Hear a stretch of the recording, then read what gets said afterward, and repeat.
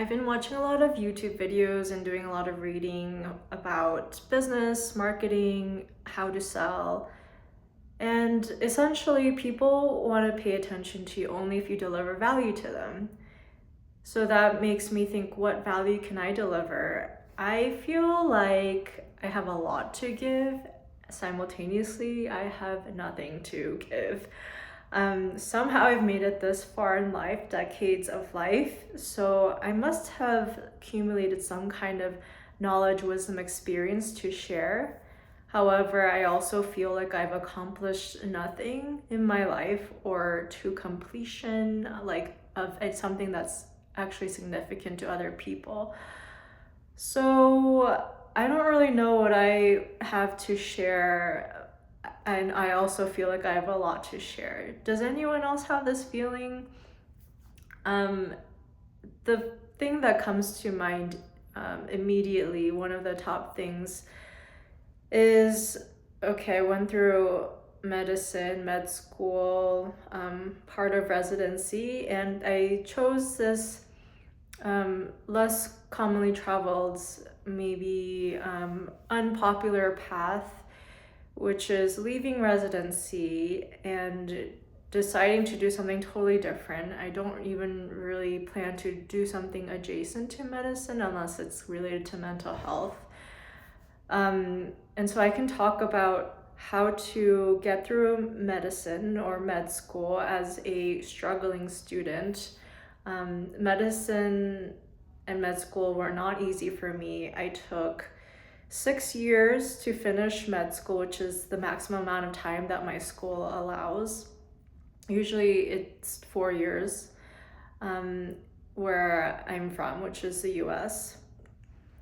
And the reason for taking longer was because I failed the third year of med school, which is when you do rotations in the different specialties. I couldn't really figure out how to play the med school game, the third year med student rotation game. And when I say game, I mean that there's a specific way that you have to be on rotations, which is you have to act interested, focused, you have to be knowledgeable, you have to get along with people or come off as a normal person. You have to be ready to help out at all times, volunteer. Even if deep down you don't feel like it, you have to show that you're part of the team and you're ready to work and you're willing to come in early, stay late, like go all out. You have to be the hardest working person on the team. Or at least it feels that way because everyone on the team is working really hard. And the other part of my failure was I didn't quite figure out what the best way for me to learn and retain material was. I didn't pass the shelf exam for pediatrics twice, and I finally gave in and said, you know what, I'm going to try to use flashcards. So Anki or Anki flashcards really saved me. I started doing those and all of a sudden I knew all this information and it stayed in there, and the shelf exams are super easy because it's just like regurgitating memorized material, or at least like picking out the relevant information and applying it to the exam.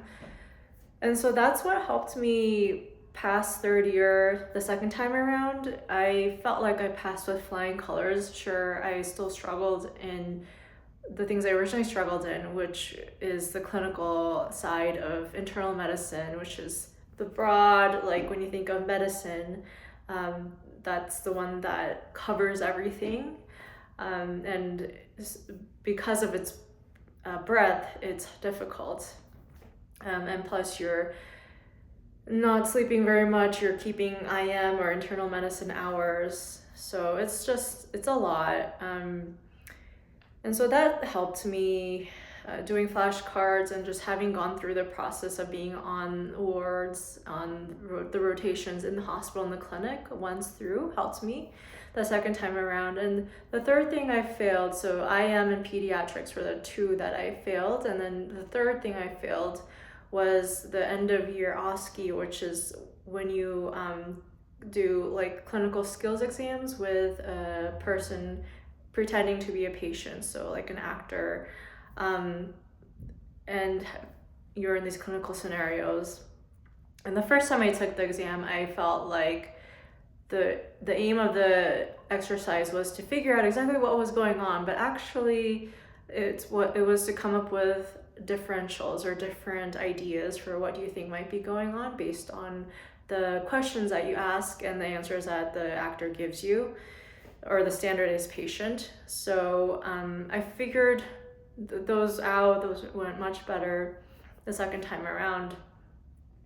And so I guess all of that is to say that maybe that is valuable to you if you're currently in med school and trying to get through third year. Third year is hard.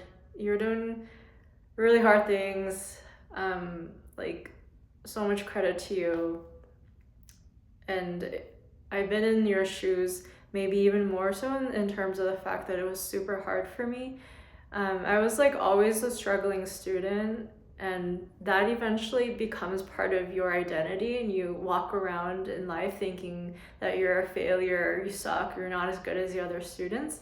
And even now, as someone who's left medicine, I still carry that in my mind. And I'm not saying it all came from med school. It was a result of my childhood, where you were expected to do amazing in school and you were praised if you did well in school, and not so much because you're a good human being, or like you were loved because of just existing.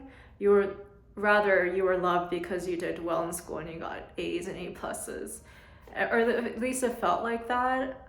Because of so much emphasis on school, on your future career, on extracurriculars, getting into the good high school, the good undergrad, professional white collar job, make your family proud, work hard, all these things. And not that any of that is necessarily a negative thing. I think that there's got to be a balance though. So, but anyway, that I still sort of carry that in my mind. I do feel like I am good at certain things, like relating to people. I would think I would have been a great psychiatrist. Sure, there would have been parts of psychiatry that I struggled at, but my love for it would have carried me through. I really believe that. The reason why I didn't get into psychiatry is because of that failure of third year in med school. And every year psych gets more and more competitive, and you're competing against people with pristine resumes, and maybe I had a great personal statement or story or whatever, but when you have two amazing candidates, how can you choose the one with the failure on their CV, on their transcript? And yes, one can argue that having gone through that struggle makes you more relatable to your patients in the future, but whatever. In the end, the algorithm matches you, and I didn't match into psych, so that's how I ended up soaping or scrambling into family medicine. And so, yeah, I mean, that's kind of the story of my path through med school. And yeah, so I was talking about things I'm good at. So I think I would be good at psychiatry adjacent things, relating to people, understanding them. My favorite thing, and I will probably say this repeatedly because I feel like I say this a lot in my non-recorded life, is I love to care for people, help them feel seen, heard, listen to, uplifted, supported. Like, I really love to do that, and maybe that's the value that I can bring to the world. I think that I'm good at understanding the cis-het male experience of loneliness, and like the feeling of loneliness is something that everyone experiences. This just happens to be a niche that I feel like I understand. But truly, like, everyone is lonely, and I hope that maybe hearing me talk about it alleviates that in some way, or like compels you to reach out to somebody, which is ironic as I record this by myself alone.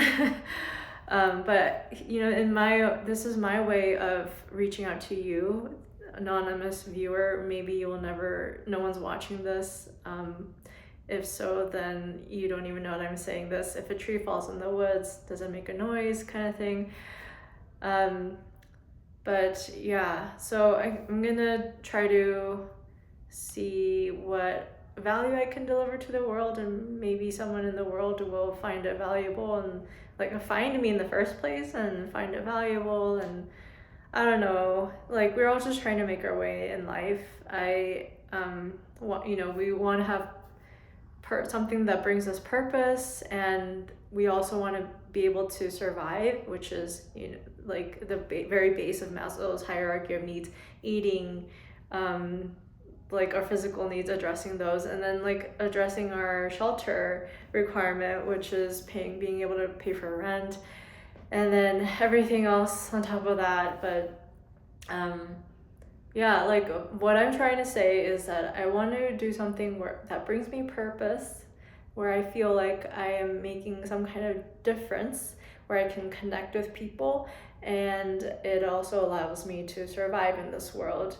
And not just survive, but also put money into my retirement accounts, spend money in a social setting, hang out with people, pay for people, like just take care of my people. And I was gonna say not be a burden. Sometimes the word burden has a negative connotation. Of course, I don't want to weigh people down, but we also all experience hardships, and we should be able to bring that to the people in our lives and not feel ashamed or like we'll be judged. We should feel like we can be vulnerable with our people. And I think vulnerability is actually a really, really big strength and total opposite of a weakness. And I want that message to spread. Like I want everyone to feel that way, because I think we would be so different if we could just reach out to people and share our thoughts, and life would be a lot better. So that's what I want to talk about today. And yeah, I'll catch you on the next video. Thanks for watching. Bye.